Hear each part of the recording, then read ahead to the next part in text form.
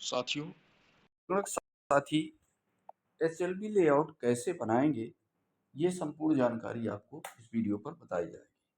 सबसे पहले कौन कौन से बिंदु आपको जानना आवश्यक है लेआउट बनाने के पूर्व। पहला बिंदु है भवन नंबर एवं जनगणना मकान नंबर का लेआउट मैप में प्रदर्शन किस प्रकार से करेंगे। पक्का मकान यदि है तो हम स्क्वायर के रूप में दर्शाएंगे। आपको बताते जा रहे हैं, ये इस प्रकार से स्क्वायर है, वर्गाकार, और कच्चा है तो ट्रायंगल त्रिभुज के रूप में, और रेसिडेंशियल है तो आपका स्क्वायर क्लियर रहेगा। और यदि नॉन रेसिडेंशियल है तो नॉन रेसिडेंशियल को शेडेड कर देंगे। शेडेड ये आप जो है तिरछी लाइनों से कर देते हैं। इसी तरह से जो कच्चा मकान है नॉन रेसिडेंशियल है तो उसको भी हम ये इस प्रकार से शेडेड कर देंगे, यानी तिरछा लाइनों से कर देंगे। तो ये पक्का कच्चा कि किस प्रकार से हमें इंगित करना है जो आपका जो लेआउट तैयार करेंगे मैप में। तो ये महत्वपूर्ण बिंदु था पहले कि आपको किस प्रकार से इसे तैयार करना है।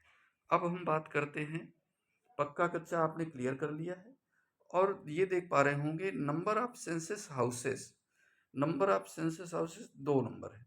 जैसे आपका ब्रैकेट के अंदर जो डालते हैं वो भवन नंबर यानी बिल्डिंग नंबर, जो ब्रैकेट के अंदर रहेगा स्क्वायर के या ट्रायंगल के, उसको भवन नंबर अंदर डालेंगे, बिल्डिंग का नंबर। और जो उस बिल्डिंग में कितने सेंसस हाउसेस हैं यानी जनगणना मकान कितने हैं उसे हम ब्रैकेट पे दर्शाएंगे। तो जिसमें 2 जनगणना मकान है इसलिए 2 करेंगे।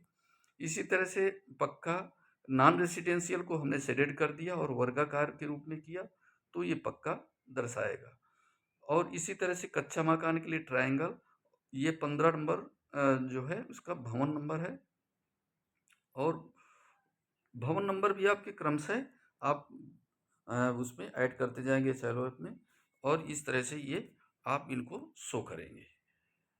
भवन एवं जनगणना मकान के नंबर आवंटन के संबंध में विस्तृत अध्ययन के लिए निर्देश पुस्तिका का भी संदर्भ ले सकते हैं। और साथियों, नजरी नक्शा निर्माण में प्रयोग होने वाले प्रतीक चिन्हों का बहुत ही महत्वपूर्ण योगदान है साथियों। सबसे पहले जैसे रिवर है, रिवर यदि है तो रिवर का चिन्ह इस प्रकार से हम बनाएंगे अपने लेआउट में। और कैनाल है तो इस प्रकार से, और पॉन्ड यानी तालाब है तो ये जो आपके एचएलबी एरिया में आ रहा है उस एचएलबी एरिया का जो जहां आपकी सिचुएशंस पड़ रही है। यदि कुआं है इस प्रकार से, टैप यानी टोटी नल की लगी हुई है, और हैंड पंप है तो इस प्रकार से आप एचएलबी एरिया में अपने दर्शाएंगे। टेम्पल यदि मंदिर है, मस्जिद है, चर्च है, गुरुद्वारा है तो इस प्रकार से आप इंगित कर लेंगे ताकि आपको मैप बनाने में बहुत ही आसान रहेगा। स्कूल यदि आ रहा है तो स्कूल को इस प्रकार से आप एस दर्शा देंगे, और डी डिस्पेंसरी, और पी आपका पंचायत भवन, पंचायत घर है, पीओ पोस्ट ऑफिस। इसी तरह से जैसे पुलिस स्टेशन है तो पीएस कर देंगे। और ये आप इस प्रकार से आप इसको नजरी नक्शा में चिन्हित कर दें।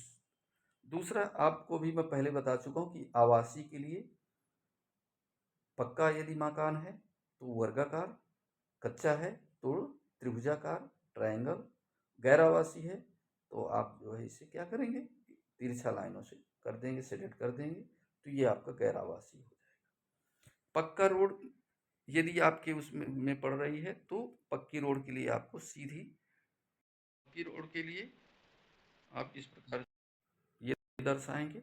यदि कच्चा रोड है तो कच्चा रोड के लिए आप इस तरह से डॉट डॉट करके दिखाएंगे।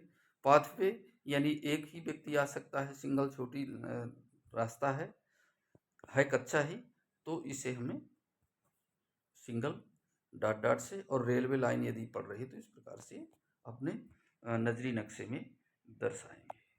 तो ये आप बिंदु आपके क्लियर होते जा रहे हैं।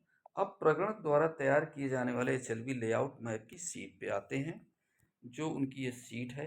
अब यहाँ पर साथियों दिशाओं का बहुत ही बड़ा महत्व है इस HLB मैप में।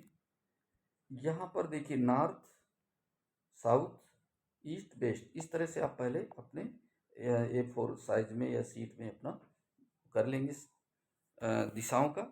फिर नॉर्थ वेस्ट, नॉर्थ ईस्ट और नॉर्थ साउथ ईस्ट और साउथ वेस्ट, इस प्रकार से ये आप अब स्टार्टिंग पॉइंट यहाँ से रहेगा नॉर्थ और वेस्ट से। नॉर्थ और वेस्ट का स्टार्टिंग पॉइंट आपका रहेगा और ये देखिए किस प्रकार से चल रहा है, सर्पिलाकार, सर्पाकार, जैसे सर्प चलता है ना ऐसा, इसी तरह से ये देखिए। और इन